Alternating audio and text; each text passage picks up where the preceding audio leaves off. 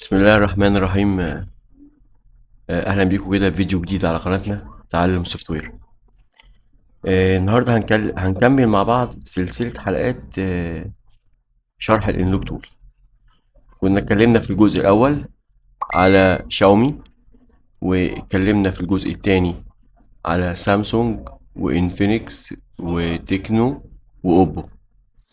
النهارده بقى هنتكلم على حاجات جديدة خالص ملهاش علاقة بالبراند، يعني احنا مش هنستخدم البراند، احنا هنستخدم المعالج نفسه. انا عندي هنا 3 انواع من المعالجات موجوده على الاداه فوق اهي. عندي سناب دراجون اللي هو الكوالكوم، وعندي الميديا تك، وعندي السبريد. انا هنا هتعامل مع الجهاز مش بالبراند بتاعه، مش هقول فيفو، مش هقول اوبو، لا هقول المعالج بتاعه ايه من خلال معرفتنا بالمعالج نفسه. طيب انا هحدد نوع المعالج ازاي؟ يعني جالي جهاز ومش عارف المعالج بتاعه ايه. عشان اتعامل مع القوائم اللي فوق دي، سواء كوالكوم او ميديا تك او سبريد، لازم احدد نوع المعالج.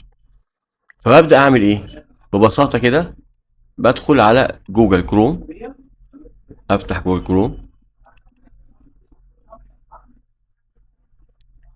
وأبدأ أكتب اسم الموبايل اللي معايا من ظهر الجهاز، مثلا بجيبه وليكن مثلا سامسونج اي 15. فهكتب كده اي 15 أو اي 55 اف حسب اللي على الظهر عندي، واكتب جنبها كلمة جي اس ام ارينا اللي احنا شايفينها دي كده. افتح كده وادوس هنا وابدا اشوف المعالج ازاي. بقى هنزل تحت كده، تحت كده عند كلمة بلاتفورم، ادور على كلمة بلاتفورم. بلاتفورم اهي، لقيتها. اشوف بقى قصادها ايه، هنا مكتوب ايه تحت؟ ميديا تك. يبقى المعالج بتاع الجهاز ده معالج ميديا تك.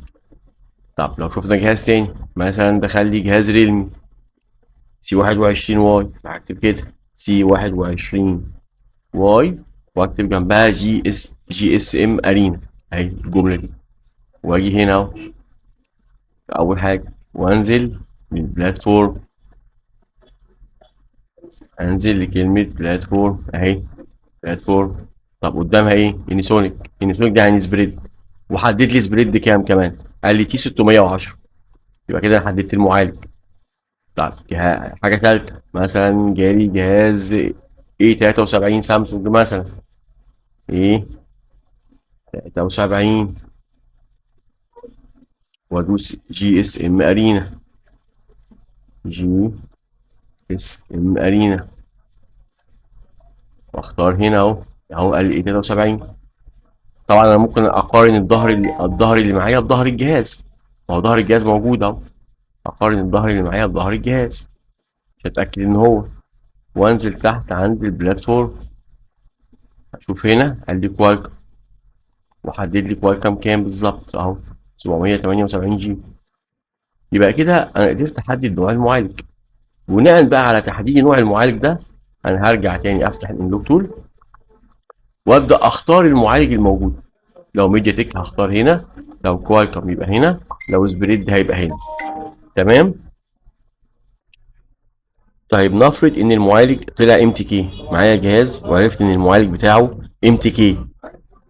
يبقى اول خطوه هعملها، هاجي فوق كده واختار تاب بتاع ام تي كي، ميديا تك اهو.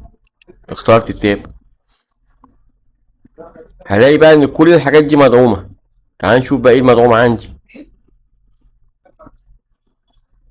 اول حاجه مدعومه عندي ان انا اقدر افلش الجهاز بفلاشه سكاتر او دمب ايا كان.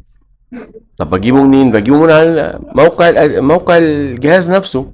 مثلا جهاز ريلمي بخش على موقع ريلمي، او اخش على حلب تك، او اكتب في جوجل حتى فلاشة كذا، اصدار كذا، اقدر احمل الفلاشة. المهم لو حملت الفلاشة خلاص انتهى الموضوع. هاجي هنا اختار الفلاشة اللي انا حملتها من هنا، من المكان اللي انا حملت فيه، وبعدين بدوس على فلاش تحت. طبعا الفلاش دي بتظهر لما بختار الفلاشة، الفلاش دي بتظهر. يبقى انا اول حاجة اقدر افلش الجهاز. طيب ايه تاني اقدر اعمله؟ اقدر اعمل فورمات داتا. لاحظ انا ما اخترتش اي موديل، هو المعالج ميدياتك. بدوس كده فورمات داتا، فبيظهر لي عندي كذا طريقه. ميثود 1 او زي ما انت شايف كده الطريقه الاولى من الريكفري او من رايت فايل او من كويك فورمات او من كويك فورمات 2. انا بفضل دايما انك تختار اول واحده اللي هو بيختارها اوتوماتيك، وتدوس عليها وتوطيها وتثبت ايدك وتركب الكابل والجهاز مطفي. لو ما قراش معايا الجهاز تيست بوينت، هشوف التيست بتاعه فين وانا علمتك تجيب التيست ازاي من هنا. وهيبدا يفلش معانا الجهاز او يبدا يشيل معانا، قصدي يعمل فاكتوري ريسيت. نفس الكلام لو انت اخترت erase اف ار بي، الجهاز عليه اف ار بي اوتوماتيك، بعمل ايه؟ بطفي الجهاز واثبت ايدي على التعليق والتوطية واركب الكابل. لو الجهاز حمايته عالية مش بيقرا معايا تعليق وتوطية وبيفتح معايا كل شوية، يبقى تيست بوينت. طيب ايه كمان اقدر اعمله؟ نقفل دي الاول كده. ايه كمان؟ اقدر اعمل ريبير ايمي. مش كل الاجهزه بتقبل في حته الريبير ايمي دي. انا افضل في الريبير ايمي انك تعمله على، لو كان جهاز سامسونج تعمله على شيميرا، لو كان جهاز ميديا تك او سبريد اعمله على بندوره. بس هنا متاح برضو، متاح لبعض الاجهزه مش كل الاجهزه. لو دوست ريبير ايمي هيطلب مني اكتب الايمي الاولاني والايمي التاني، وبنزل كده اشوف المود. بيقول لي انت عندك ايه بقى؟ في عندك اكتر من حاجه هنا. في عندك اول حاجه ميديا اجهزه الفيفو، لو جهاز فيفو، وده برضو لو جهاز فيفو. تقدر تجرب الاختيارين دول لو جهاز فيفو. لو جهاز اوبو او ريلمي اختار، عندك اختيارين، الاختيار ده والاختيار اللي تحتيه، بس تحتيه ده شاومي، يعني الاختيار ده بس بتاع اوبو وريلمي، اللي تحتيه اختيار شاومي معايا. اللي تحتيهم دول اختيارات، بس الاختيارات دي يكون المعالج بتاعك زي ما انت شايف كده هو كاتب لك يكون سبريد، يعني هم محطوطين تبع السبريد يعني. بس احنا دلوقتي بنتكلم على الام تي كي، فخلاص انا كل شغلي على الام تي كي في الموديلات دي. طيب بختار وادوس اوكي. ايه تاني اقدر اعمله هنا؟ اقدر اعمل باك اب لملف الان في المسؤول عن الشبكه، اخد منه نسخه احتياطيه لو هفرمت الجهاز مثلا، اخد نسخه احتياطيه من ملفات الشبكه عشان الايمي يروح. حصل كده اقدر ارجعها تاني بالريستور، وكل الخطوات سهله يعني. أنا بدوس ريستور وانا واخد نسخه احتياطيه، الاداه نفسها بتروح للنسخه الاحتياطيه اوتوماتيك، تاخدها وترجعها لما بضغط عليه او توطيه. طيب ايه تاني مهم عندنا في الجزء ده؟ إيه الحته بتاعت، لا كنت عايز اقول عليها، ساعات كده يجي لي رساله على الجهاز كده باللون الاصفر، ان الجهاز مش قابل يفتح، وتلاقي كلمه دي ام بي اف دي موجوده من ضمن الكلام بتاع الرساله. الحاله دي بدوس عليها كده واوصل تعليق وتوطية. هنا بيقول لي ايه؟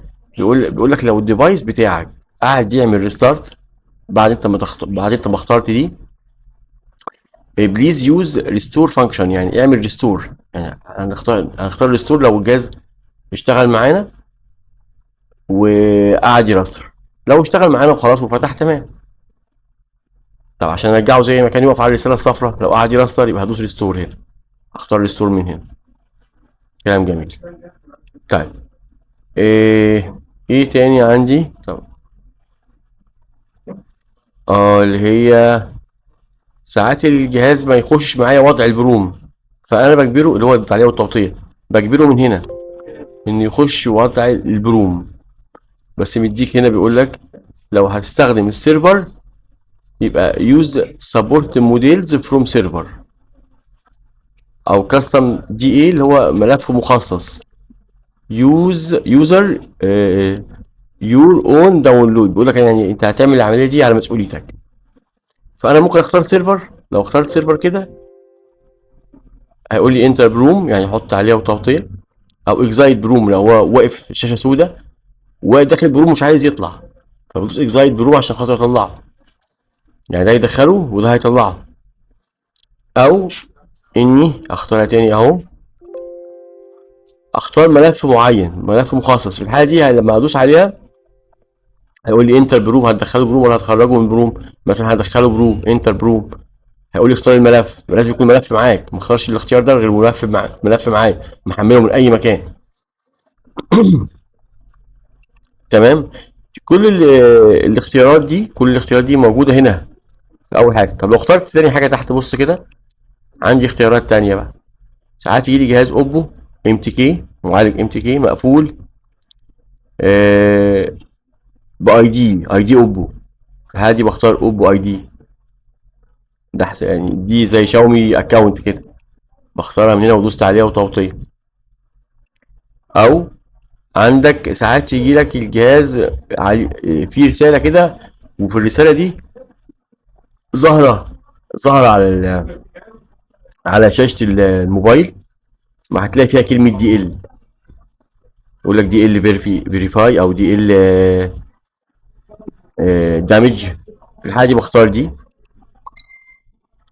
بس لما اختارها هنا لازم احدد نوع الجهاز زي ما انت شايف كده، يعني اقول له اوبو كام فيهم، دي الموديلات المدعومة لو الرسالة دي موجودة عندك. بختار وادوس سيلكت هنا تحت. جميل. طيب، عندي كمان من ضمن الاختيارات المهمة في اوبو الخيار ده، ريموف ديمو. ساعات يجيلي جهاز ما بيشغلش شبكات، هو ديمو، فاجرب عليه الخيار ده، تعليق وتوطية، ووصل الكابل واشوف الدنيا فيها ايه. لو قرا معايا وقال لي اوكي في الاخر، خلاص كده اقدر اشغل شبكات بعد كده، يعني الجهاز اصبح خرجته من وضع الديمو. طيب، هنا عندي ساعات اكون مغير ايميل الجهاز، وطبعا لو حصل ان الجهاز حدث هيحصل مشكله ويرجع الايميل القديم، او تختفي الايميلات اساسا. فيستحسن بعد ما اغير الايميل حتى على اي اداه تانية، بعد ما اغير الايميل، افرض غيرته على بندوره مثلا، لازم اعمل ديسابل اوتو ايه، يعني اوقف التحديثات من هنا.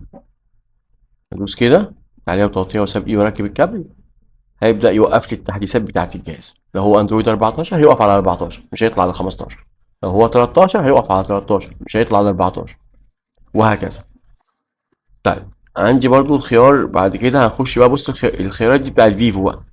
يعني برضو الخيار اللي تحت ده فيفو ديسابل اوتو ايه، بيوقف لي التحديثات بتاعه الفيفو. وعندي فيفو هنا ايمي وام دي ام. بص فيها عندي حاجتين، لما ادوس عليها كده اهو هقدر اغير الايميهات للجهاز لو مدعوم، لو واخد بالك. وادوس بالمره هنا ريموف ام دي ام، لو عليه حمايه ام دي ام هتروح بالمره معايا. طيب، لما اجي اختار اكتب انا الايميلات بتاعتي، اخترت ايميل واحد وايميل اتنين وكتبت الايميلات، هلاقي هنا ايه، هو مختار لي اوتوماتيك فيفو اهو. يعني هو عشان انا مختار هنا فيفو فهو اختار لي اوتوماتيك فيفو، يبقى خليني على الخيار بتاع الفيفو، ما ينفعش جهاز اوبو واختار الاختيار ده. تمام. وابدا ادوس رايت عشان يكتب لي ايه الايميلات الجديده، وبعد ما اخلص ادوس ايه ديسابل اوتو ايه عشان خاطر اقفل التحديثات. كلام جميل. طيب، عندي هنا الجزء ده كده ام اي، يعني اختصار لماي شاومي، خاص بشاومي. اول حاجه لو جهاز عليه شاومي اكونت يبقى هختار الاختيار ده، سيت ماي كلاود. مش على الاختيار كده، تعالى وتوطيه واثبت ايدي واركب الكابل. جميل. وابدا ان انا طبعا هيظهر لي هنا ان الحساب اتخطى في الاخر. خلاص كده يبقى انا اتخطيته. هتلاقي الشاشه اللي كانت شاشه سوداء لما يفتح الجهاز بقت شاشه عاديه. طيب، يستحسن بعد ما اخلص بقى الشاومي اكونت ده اعمل ايه؟ اوقف التحديثات. بص هنا ديسابل ايه، ماي كلاود واوتو ايه. ممكن اختار ده اوتوماتيك على طول بدل ما اختار ده، يعني هو يستحسن ان انا اختار ده عشان ايه، يخرجني او يعمل لي تخطي لحساب شاومي، وفي نفس الوقت يقفل لي ليه تحديثات، عشان الجهاز لما توصله النت ما يرجعلكش تاني. يعني اختار الاختيار ده، هو الاختيار الاحسن. اهو بص مكتوب هنا ايه، اعطاني اختيارات تانية لما دوست عليه، ديسيبل ماي كلاود واوتو ايه، يقفل لي الكلاود، حذف لي حساب شاومي، وقفه لي، ووقف لي كمان الايه التحديثات. اما لو اخترت ده هيوقف لي التحديثات بس. واخد بالك؟ فالاختيار ده هو الاختيار الامثل يعني. تمام. ساعات يظهر الاقي يجي لي عميل بجهاز شاومي مكتوب عليه كتاب الاحمر تحت ان الجهاز واقف، سيستم ديسترويد، مش عارف ايه. هتختار دي بقى في الحاله دي، هتدوس على دي كده. طبعا الجهاز مش بيتطفى، فانت بتضطر انك تثبت ايدك عليه، على الثلاث زراير مع بعض، تعليق وتوطية وباور، لحد ما الجهاز يرستر. تيجي شايل ايدك على طول من على الايه، من على الباور، وخليك مثبت على التعليق والتوطية، عشان يحل لك المشكلة بتاعت ايه، ان الجهاز واقف او السيستم اتضرب. آه طيب ساعات يجي لي جهاز شاومي اعمل له داون جريد، يعني انزل له فلاش اقدم عشان خاطر اغير ايميهات او اعمل اي حاجه، محتاج فلاش اقدم، محتاج حمايه اقل. فبعد كده بعد ما اعمل له يحصل مشكله ويظهر لي على الشاشه رساله بتقول لي ان برضو السيستم اتضرب، الدنيا باظت، ما اختارش دي بقى. هعمل ايه؟ فيكس داون جريد، لان انا اصلا مفلش فلاشه داون جريد. انا هختار دي عشان اعمل فيكس داون جريد. طيب هنا ساعات يجي لي جهاز سامسونج ام تي كي وعليه حمايه كي جي، تلاقي عليه كده ايه، ايمي على الشاشه كده ظاهر، بس هو الايمي كاتب لك جمله كده وكاتب لك الايمي بتاع الجهاز. ساعات برضو يعني ممكن، في اغلب الاحيان بتجي لي الرساله دي. في الحاله دي بقى الجهاز مقفول كي جي، فبدوس هنا وادوس تعليق وتوطيه، بس بيقول لي هنا ايه، خد بالك اعطاني اختيارات. قال لي لوجد، يعني سيت كي جي تو لوجد ستيت، او كومبليت سيت كي جي تو كومبليت ستيت. انا دايما بختار الكومبليت، كومبليت احسن عشان الجهاز ما يرجعش تاني يقفل مني، يبقى دايما هختار الكومبليت هنا. طيب عندي هنا آه ايه تاني مهم؟ ودي مهمة جدا اللي تحت دي، اللي هي ريموف هواوي اي دي. لو الجهاز بتاعك هواوي ومعالجه ام تي كي، انت ممكن تحذف حساب الهواوي اي دي من هنا. تدوس كده هنا وبيديك اختيارات، بيقول لك ايه، بص، ريموف هواوي او هونر اي دي. تاني حاجه بيقول لك ريموف في اي ان اي دي. طبعا احنا من هنا احنا بنحذف دايما هواوي اي دي، مش بيقابلنا ده، فبنختار الاولانيه، ان انا هحذف هواوي اي دي، وادوس تعليق وتوطيه وثبت ايدي واركب الكابل. لو الجهاز ما قراش معايا في التعليق والتوطيه بقى يفتح، هعمله تيست بوينت. طيب كده احنا قلنا اهم كل حاجه تقريبا قلناها في المعالج بتاع الميديا تك، للاجهزه اللي هي ميديا تك. طب نبدا نشوف معالج تاني. لو جالي جهاز مثلا زي سي 21 واي، كشفت عليه ولقيت ان الجهاز ده المعالج بتاعه سبريد، يبقى ما اجيش بقى هنا ولا هنا، انا هروح للسبريد على طول. تعال نشوف بقى خيارات السبريد وركز معايا فيها شويه. لما جينا اشتغلنا في الام تي كي ما طلبش منك انك تحدد البراند، يعني ما قلتش، ما كانش فيه الاختيار ده. اما هنا بحدد البراند. يعني مثلا انا لو جيت كده واجي قائمه عندي طويله عريضه، وانا متاكد ان الجهاز معايا طبعا سبريد اني كشفت عليه، وانا من شويه كشفت لكم على السي 21 واي لو انتوا فاكرين. لو جيت اخترت ريلمي كده هنا، هيقول لي اختار بقى الموديل. كده اخترت البراند، اختار الموديل من البراند بقى. انا عايز مثلا سي 21 واي، هاجي هنزل ادور على سي 21 واي. طيب بص معايا كده، احنا دلوقتي بندور على سي 21 واي اهو. ثواني اهو، دور معايا كده سي 30 سي، بص لما اجي ابص على السي 21 واي هلاقي فيه نوعين مختلفين، ركز معايا. هتقولي نوعين مختلفين، هقول لك لا، لو انت بصيت لهم هو نفس المعالجات اهي، نفس الاسامي قصدي، ار ام اكس 3261 62 63. طب واللي تحتهم ما هم. يبقى انا كده عندي عمليتين هنا ممكن استخدمهم. بستخدم دي ما نفعتش معايا، بستخدم فيرجن 2. جايب لك هو حتى فيرجن 2 اللي هي الاصدارات الاحدث من الموديل ده. فانا لو اخترت الاولانيه دي كده مثلا، ظهرت لي الحاجات اللي اقدر اعملها عليها. معظم الحاجات اللي بتجي لي اما فورمات يا اما ايه، نسيت اف ار بي، وليكن مثلا نسيت اف ار بي. طب في الحاله دي بعمل ايه بقى؟ ركز معايا في المعالجات بتاعه السبريد. ما تدوس تعليق وتوطيه، دوس توطيه بس مع الايه، مع الكابل. ما تدوس تعليق وتوطيه. لو انت ركزت هنا بص كاتب لك ايه، كونكت تيست بوينت اور هولد فوليوم ايه، داون. فانت اول حاجه بتجربها الفوليوم داون، يعني زرار التوطيه وتوصل. طب دوست زرار التوطيه ووصلت، والجهاز جه شويه عمل عمليه اشتغل شويه ووقف، اعطاني كلام بالاحمر كده يعني. هل معنى كده ان الجهاز مش مدعوم؟ لا، ممكن يكون مدعوم تيست بوينت. بس قبل ما اجرب التيست بوينت، ارجع اجرب الفيرجن اللي التاني، ما يمكن يجي معايا في الفيرجن التاني. يعني لو اخترت الفيرجن التاني ده، ما هو نفس الجهاز اللي معايا، الفيرجن التاني، هدوس عليه وتوطيه واثبت ايدي واركب الكابل واجرب اهو، ممكن يجي معايا. طب ما جاش معايا بقى خلاص، سوري، ادوس توطيه، لان ادوس توطيه واركب الكابل. طيب لو ما جاش معايا بقى، لو ما جاش معايا يبقى خلاص، يبقى انا لازم استخدم تيست بوينت، يبقى انا محتاج استخدم التيست بوينت. طيب بصوا هنا المعالج ايه، لو انت خدت بالك قال لك المعالج تايجر 610، تايجر 610 64. طب لا افرض انت بتدور على الجهاز ومش لاقيه، اهو السي 21 واي ده انا مش لاقيه، نفرض هو مش موجود، مش شايفه قدامي، مش شايفه، اجيبه عن طريق المعالج. ما المعالج تي 610، انا مش لما جيت كشفت على الجهاز ده قدامك من في اول الفيديو، لقيت ان المعالج بتاعه تي 610 كان كاتب لي كده تايجر 610. خلاص لو الجهاز مش موجود هنا، انا بدل ما هختار ريلمي، لا انا هختار فوق سبريد جنريك، يعني هختار بالمعالج، هيبدا يعرض لي المعالجات. ادور على تي 610 بقى اهو، بص كام واحد تي 610، اتنين، قال لي في فيرجن 1 وفي فيرجن 2.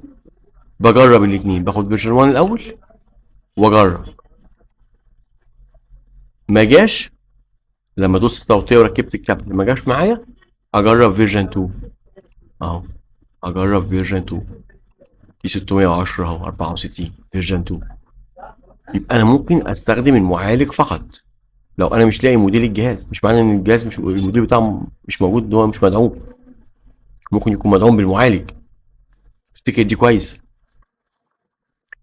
طيب خلاص، عندي بقى هنا طبعا فورمات داتا، ممكن تبقى برضه اختار الموديل، اختار الموديل من هنا، فينيكس مثلا، وانفينكس مثلا هوت 30 اي. بص في كام واحد هوت 30 اي، في اتنين، واحد اكس 669، وواحد هوت 30 اي ان اف سي اللي هو اكس 669 دي. خد بالك من الحرف ده كويس، الحرف ده بيفرق. دول المعالج بتاعهم سبريد. اما لو لقيت اكس 669 سي، يبقى المعالج بتاعه ام تي كي، وانت بتبحث هتلاقيه. يعني احنا لو جينا كده تعبنا نفسنا شويه وجينا هنا كتبنا اكس 669 جي اس ام، ادينا بص كده، قال لي هوت 30 اي، ودخلت كده انزل على المعالج اشوف بلاتفورم، بص بلاتفورم دي 606. يبقى حتى لو مش لاقي الموديل، حتى لو انا مش لاقي الموديل بتاعي،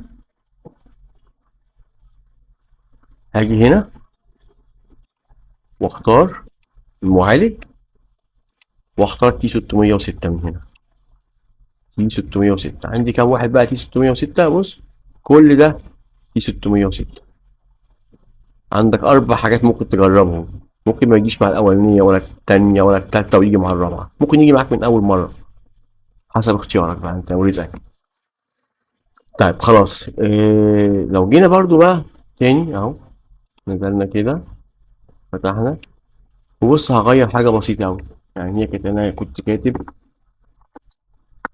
هنا، بص هكتب إكس، بص كنت كاتبها إكس 669، لا أنا هكتبها إكس 669 سي،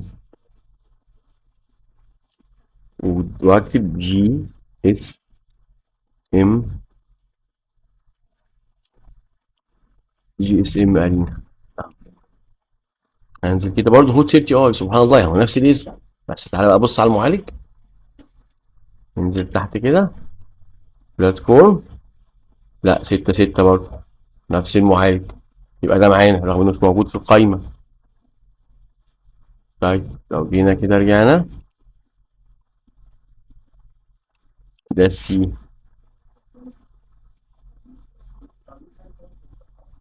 طيب لو جينا اخترنا مثلا معالج، خليناها دي اكس 669 دي، برضه هوت 30 اي. تلات اجهزة بيحملوا نفس الاسم.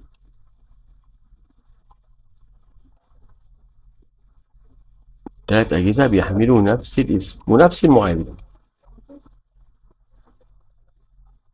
في برضه انا فاكر نفس الجهاز ده بيحمل اسم، يعني نفس الاسم، بس المعالج بتاعه المعالج بتاعه ام تي كي، بس انا مش فاكر هو كان اكس 669 كام.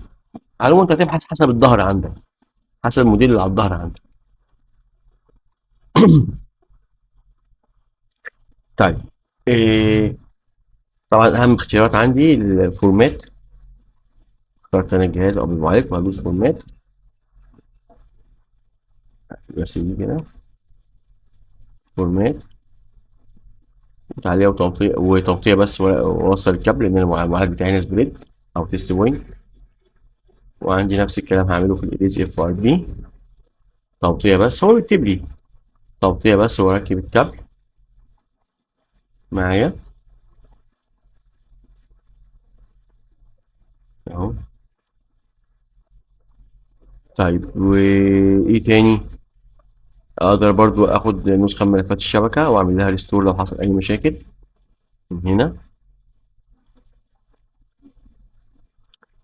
هنا لو الجهاز مقفول شبكة وعندي ملف فتح الشبكة، ممكن اختاره برايت ار بي ام دبليو.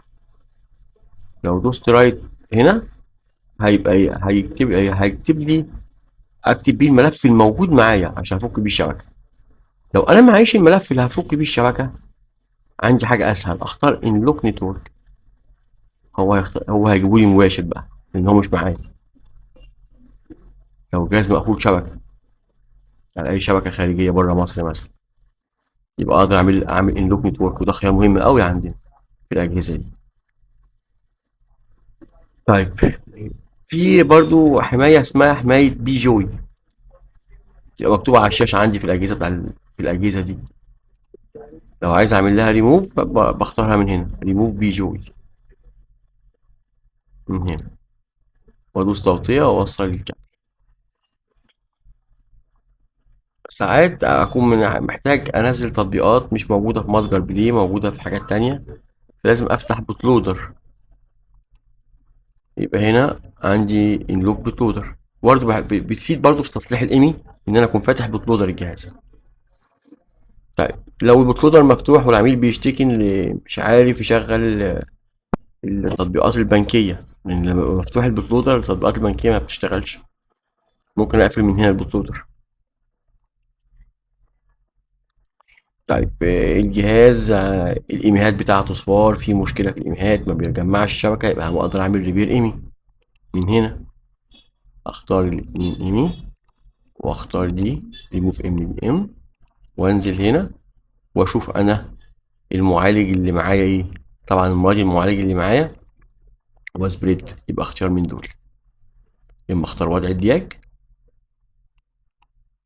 في الحالة دي هوصل الكابل من غير ما ادوس على اي حاجه، يعني الجهاز يبقى مطفي واوصل الكابل من غير ما ادوس على اي حاجه. او وانا بعمل ريبير ما جاتش معايا الطريقه دي، برضو بكتب الايميلات بتاعتي عفوا، واعمل ريموف ام دي ام. وركز معايا بقى لما انزل كده، طبعا انا ما جاتش معايا وضع الدياج اللي هو وضع التوصيل من غير ما ادوس على حاجه.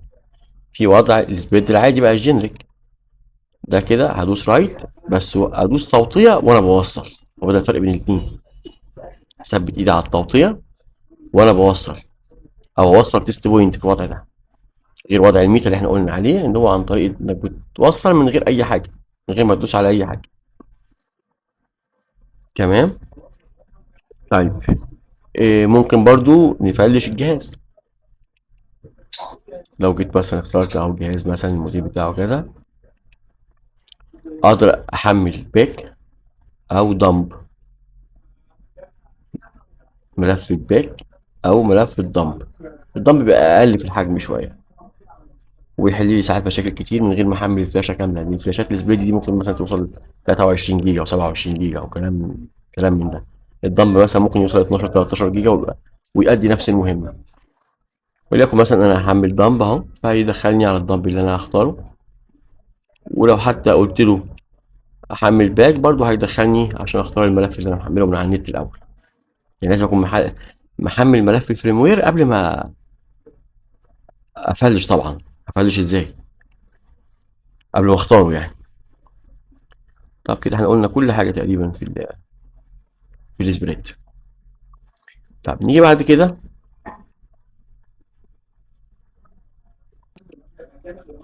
طب نكمل مع بعض. لو جينا كده اخترنا بقى الكوالكم اهو فوق اهو.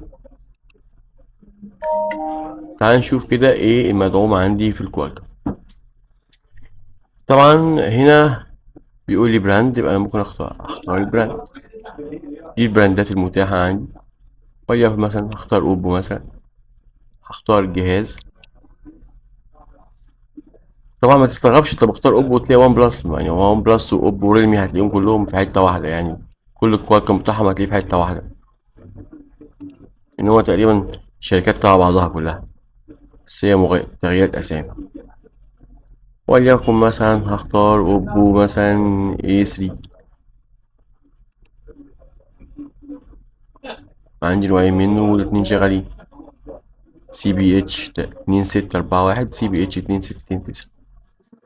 هتلاقي عمليات الكوالكم قليلة قوي على اندوك تول، لان هي مش داعمة الكوالكم دعم كامل يعني. لو عايز حاجة دعمة كويس دي اف تي. طيب ايه المسموح لي؟ ان انا اعمل ريز اف ار بي.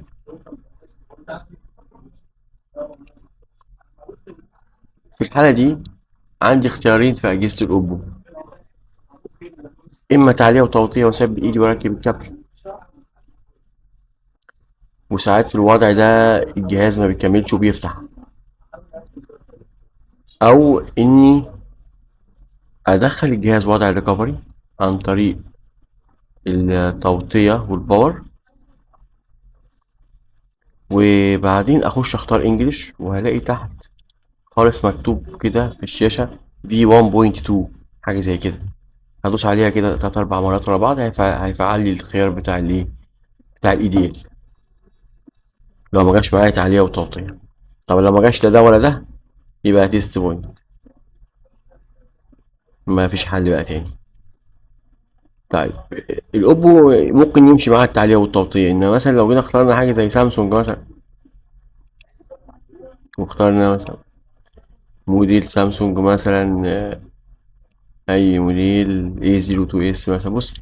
بص A02s A02s A02s، كل ده A02s وكل ده A01 A01 A01. خد بالك من الكلمة اللي جنبيها، بيت 6، حماية 6، حماية 7، حماية 9، حماية ايه 10، حماية ايه. لازم انا اعرف حماية الجهاز، وانا علمتك ازاي تعرف حماية الجهاز، انك بتدخله ريكفري وتشوف بقى اكس اكس، بعد كلمة اكس اكس يو كام 7، يو 6. طب اكس اكس 6 اس 5، اللي بعد الاس وبعد الاكس هي الحمايه، هي في النص كده. بعد اكس اكس هتلاقي يو وجنبها رقم، او تلاقي اكس اكس اس وجنبها رقم، ده الحمايه. وليكن مثلا جالي جهاز اي 02 اس، اهو اي 02 اس ده، بص قال لك فيه حمايه 5 مدعومه، حمايه 5. ويمشي مع الجهاز ده برضو سامسونج. بص هي سامسونج اي 02 اس واي 025 يو، ده ماشي.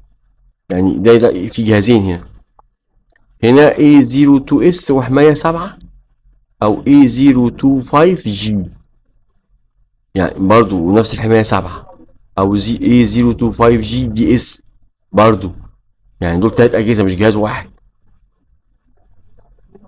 طب وليكن مثلا جالي جهاز A01 حماية 9، يبقى أنا هدور كده سامسونج A01 بيت 9، يبقى أختار من هنا بيت 9. ادور بقى على نقط التيست بوينت. السامسونج مش هيمشي معاه تعليق وتوطية في الكوالكم، او كابل معدل. لو بتعرف تتعامل مع الكابل المعدل يبقى انت ريحت العميل من انك تفتح الجهاز. طيب، عندي فاكتوري ريسيت برضو من ضمن الحاجات اقدر اعمل فاكتوري ريسيت. طبعا معظم الحاجات دي مخفيه مش متاحه على الاداه، بس هم حاطينها على اساس ان هم ممكن يضعوها قدام شويه، وممكن تكون مدعومه في موديل ومدعومه مش مدعومه في موديل تاني، يعني انت فاهم. آه ممكن حمايه كي جي اهو من هنا، لو قلت لك عليها من شويه في الجزء اللي فات. عندي هنا فول دمب، هنا هفلش دمب. طبعا هختار الفلاشه من هنا الاول، اختارها وادوس لود تحميل، تنزل الفلاشه، بعدين ابقى ايه ادوس ايه فول دمب. بعض الاجهزه لو الجهاز مفتوح قدامي إيه على مرحبا مثلا، اقدر ادخله اي دي ال في وضع ده، اهو ادوس كده ريبوت اي دي ال. بص اعطاني اختيارات بقى. قال لك ايه بقى؟ قال لك اول حاجه ان الجهاز يكون فاست بوت، يعني الوضع بتاع الجهاز يكون فاست بوت. فاست بوت في الهونر والهواوي مثلا بيبقى توطيه مع مع الكابل، أنت واخد بالك. و قال لك ده جينريك بصفه عامه. قال لك ده فاست بوت في الشاومي، حول من فاست بوت لاي دي ال. دي ممكن اعملها بكريدت على اي سيرفر، يعني تاخد نص كريدت لو مش عايز افتح الجهاز بتاع العميل. يعني عايز اشيل حساب شاومي وجهاز كوالكم لازم يتفتح عشان التيست بوينت، فهو دخله فاست بوت وحوله من فاست بوت لاي دي ال. في خدمه مجانيه هنا ممكن تمشي معايا، ما جاتش معايا ممكن عن طريق السيرفر بنص كريدت بس اقدر احول الجهاز من وضع الفاست بوت للاي دي ال، اكني بعمل تيست بوينت من غير ما افتح ظهر الجهاز. دي مهمه قوي المفروض تتعلمها. وهنا اسوس، بس اسوس ده ما بيجيش يعني بصفه عامه، مش بيقابلنا. لو جينا اخترنا موديل تاني، اخترنا مثلا موديل ايتل، اي موديل من ايتل، في داعم 3 موديلات اهو، وليكن اول حاجه 22. نفس الخيارات مش هتلاقي برضو اي حاجه ظهرت جديده. او اخترنا حاجه تانية وليكن مثلا نوكيا. بص عندي انواع كتير من نوكيا مدعومه، كوالكم في وضع تيست بوينت، كوالكم وضع تيست بوينت. طبعا نوكيا مضطر ان انا افتح ظهر الجهاز او استخدم السيرفر، بس السيرفر بيكون بكريدت حوالي 5 كريدت، يعني 250 جنيه تقريبا.